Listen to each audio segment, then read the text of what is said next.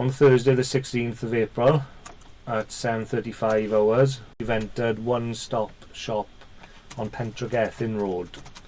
It is alleged that you've selected a display case approximately 3.5 foot in length, or tall, and you've left the store without making any attempt to pay.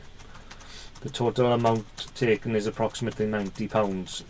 Tuesday the 14th of April 2026 at 20:03 hours, you entered Tesco Express, Carmarthen Road, where it's alleged you've selected £169.15 of items and you've left without making any attempt to pay.